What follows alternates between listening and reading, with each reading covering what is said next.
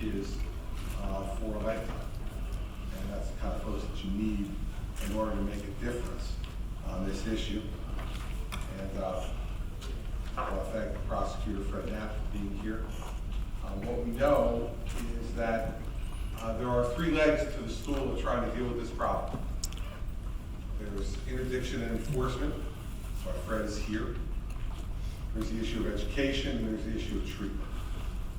And I can tell you that I think as a country over the last 30 years or so, on that three-legged stool, we made the leg of treatment by far the shortest leg. And so part of our goals and our efforts that the National Opioid Commission is pursuing is to even that out. It's not to take less from interdiction or enforcement, and it's not to take away from education. They're both very important. But we need to have a historic evening of those legs of the stool. And I think that we're suffering a great deal today because of our failure to be willing to acknowledge that. I'll talk a little bit about that this morning. You know, from the beginning of our administration, what we've tried to do is to bring the issue of addiction to the forefront in New Jersey, to get the attention that it deserves.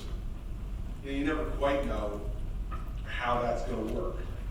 We've got lots of other issues and problems in New Jersey that we had to deal with at the beginning of the administration. Even though we were doing this at the same time, things get attention at different times for different reasons. But I'm glad that finally, as we're here in our 8th and final year, this is getting the intensity of attention that I think it deserves. There's so many different things to talk about this morning, and I'll tell you that it's kind of a busy day, crazy day today. I'm going to leave directly from here to go to the International Conference on Opioids in Boston, where I'm the keynote speaker late this afternoon at Harvard Medical School.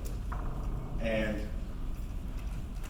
I want to talk to them about the things that we've done in New Jersey first and foremost. As Elaine said in her remarks, we now have the most stringent restrictions of their kind in the nation to limit initial prescriptions by doctors of opioids for acute pain to a 5-day supply. The point is not to deny patients relief from pain, but it's to minimize their risk of becoming addicted by using opioids for the shortest period of time possible, and ideally by using alternative methods for pain relief. I use this example all the time. 2 summers ago, our oldest daughter came home from college, had a toothache, sent her to the dentist. He said she had to have her 2 wisdom teeth taken out.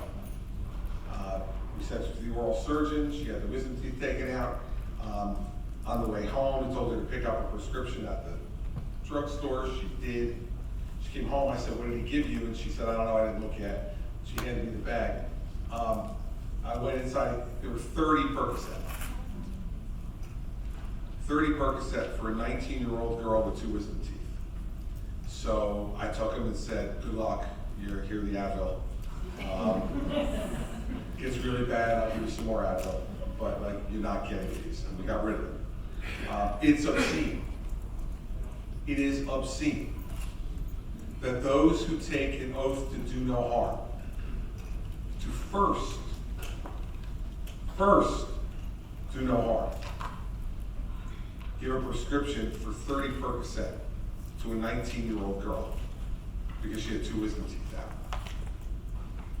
2014, 269 million prescriptions for opioids were written in the United States. That's enough for every adult in America to have their own bottle of 30 pills. And it has only gone up from there. Those are just the latest statistics we have. But I guarantee you that 15 and 16 were more. We need to understand that the CDC says that today, 4 out of the 5 heroin addicts start with prescription opioids. 4 out of 5.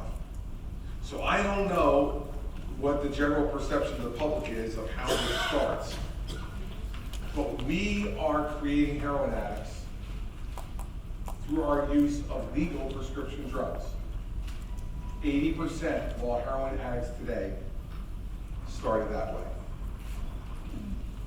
And so, one of the things that the National Commission is examining is the idea of greater education